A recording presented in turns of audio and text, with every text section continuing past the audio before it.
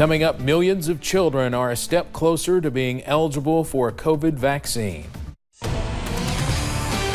Dedicated to Eastern and Southern Kentucky, this is WYMT Mountain News at 11. Good evening, I'm Steve Hensley. Roughly 28 million U.S. school children could soon be eligible to receive a coronavirus vaccine. Today, a committee of experts endorsed Pfizer's reduced dose vaccine for kids ages 5 to 11. CBS's Deborah Alfarone reports. An FDA advisory committee has recommended authorization of Pfizer's COVID-19 vaccine for children between 5 and 11 years old. 17 voted yes, and we had 1 abstain. If the FDA and CDC accept the endorsement, the shots could be available late next week. We certainly know that there are many children between 5 and 11 years of age who are susceptible to this disease. Pfizer says its pediatric COVID vaccine contains just a third of the amount given to adults and teenagers, but offers similar protection against the virus. We are considering the use of an age-appropriate dose level because, as we pediatricians are fond of saying, children are not simply small adults. The experts on the committee said they were satisfied that the benefits outweighed the risks. At one point, we thought if we vaccinated enough people, that the virus would go away. It's not going away, and I think we're going to have to find a way to live with it. And I think the vaccines kind of give us a way to do that. There have been almost 2 million confirmed COVID-19 infections in children aged 5 to 11 in the U.S. Some 8,300 of them were serious enough to require hospitalization, and so far, nearly 100 have died. Deborah Alfarone, CBS News, Washington. Like its standard version, Pfizer's pediatric vaccine is administered in 2 doses spread over 3 weeks. Well, winter is not too far away, so what will happen with the pandemic? After last winter's spike in COVID cases, people are wondering if it could happen again. Health officials say while COVID-19 vaccines are now readily available, people should still take precautions to protect not only themselves, but their loved ones. I'm hoping that we will have a good winter. I'm hoping that the memories of last winter will be gone forever. But it's up to us how we prepare for the winter coming. Despite cases and the positivity rate declining in Kentucky, daily deaths remain high. 25 were reported today. And we've just learned of a 23-year-old volunteer firefighter in Pike County that died of COVID complications. We hope to have more on that tomorrow.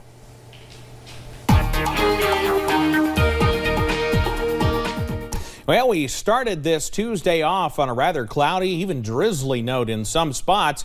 Good news is we cleared out as we headed into the evening. Got a pretty nice sunset, but now the race is on for cold temperatures. UVA-wise cameras showing, yeah, we still do have a few of those clouds out there, but we are mostly clearing out. I-75 camera at Mount Vernon, maybe even a little fog out there in a couple of spots. And man, it got cool today. We only managed the mid-50s for most. Harlan only got to 51. Wise only got to 45, and it's a cold one out there. Most of us in the low 40s now, even some upper 30s already checking in some spots. Jackson and Prestonsburg by far the warmest in the mid 40s. Most of the rest of us are knocking on 40s door at the moment, and that's why the western 7 counties in the viewing area under a frost advisory tonight from Moorhead down to Somerset until 9 o'clock in the morning. Make sure you wrap up those sensitive plants if you can, or if not, bring them inside just to be safe. You see the clouds working on out. That's what's kept us cool and clear overnight, and will have us dropping into the mid and in some cases lower 30s. We have a warm up on the way, but it includes rain chances as well, and I'll have the details on that coming up in just a bit. Steve? All right, coldest night we've seen in a while. Thank you, Evan. A lawsuit by the ACLU against the Kentucky Department of Corrections claims that sometime in 2020, certain jails began confiscating all incoming legal mail, taking a photocopy, then delivering only the photocopy to the inmate. Lawyers say that oftentimes those letters contain information that should be confidential between an attorney and client. The lawsuit argues the photocopies are not always complete and the original letter is not secured, meaning others could read that confidential information. ACLU members say that it is a violation of the right to legal counsel without interference by the state as guaranteed by the 14th Amendment. On Monday morning, the owners of Hillview Stables in London went to bottle feed their 10-month-old kangaroo named Scooby-Doo, and he was gone. The kangaroo was taken from its pen, and his owners say they are worried about his health. If he is fed anything other than the special formula he usually eats, he could get sick and die. Hillview Stables owner Rick Gregory says he's offering a reward to the person who brings the kangaroo back in good health. Please bring him back. Here's our baby. Bring him back. I won't ask no questions. And I'll give you $500. Gregory adds although he did not have security cameras up at the time of the incident, he plans to install some very soon. There's a cash reward being offered for information in an elk poaching case. The Rocky Mountain Elk Foundation is offering $2,500 for information leading to the arrest of someone who poached a bull elk near Hazard. It happened in the Big Creek area. Wildlife officials say only the head was removed. If you know anything, you should contact wildlife officials. ARH is getting more than $500,000 from the USDA to enhance their telemedicine program. ARH requested 14 carts for inpatient settings and 19 for outpatient. Outpatient carts connect locations for things like specialty care. Telehealth is also helpful for those who cannot easily get to larger care facilities or do not feel comfortable going to the doctor in person right now.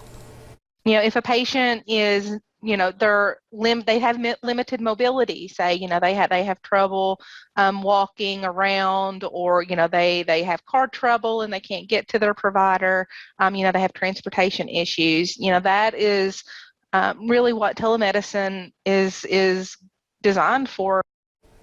The carts allow ARH to connect some of the smaller critical access hospitals to specialists at larger facilities that some patients may not have had the opportunity to see before. One Floyd County family is getting a little extra security thanks to a partnership between two outreach organizations. Christian Appalachian Project is working with CESO to repair the home of the Lafferty family as crews from across the nation join in Prestonsburg to work on flooring, windows, and more, bringing the home and the family a new life while learning a handful of lessons along the way. Teamwork is probably number one. It's very humbling to come and do this work and give back to people and communities that, and touch lives that you wouldn't otherwise touch. The crew say they are excited to see how the family benefits from the renovations and hope it shows them that help is always just a call away. With trick-or-treat nights coming up for many counties in our region, one police department is reminding folks about ways to stay safe while also having a good time.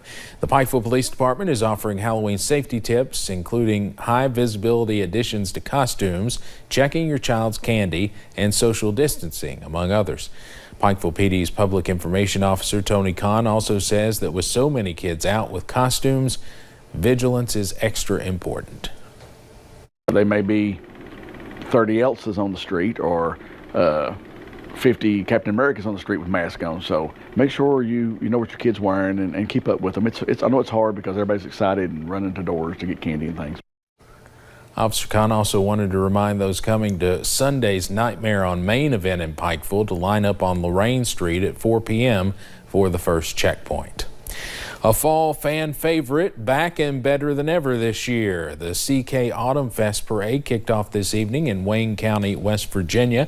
The parade made its way across town toward 14th Street in Canova. And of course, this is just the beginning of all the fun. Members of the community say they look forward to this every year, and it's the perfect way to celebrate Halloween. Look forward to, Oktoberfest coming along and support the little businesses in this town. Everybody come down and go to the pumpkin house and have fun. CK Autumn Fest continues into the weekend with a cruise-in, tractor show, music, food, and the pumpkin house. Coming up on Mountain News at 11, how one author with Harlan County ties is using his upbringing to change the way Appalachian history is viewed. And we'll get a break from the rain for the next day or so, but more is moving on in before too long. I'll have those full details coming up.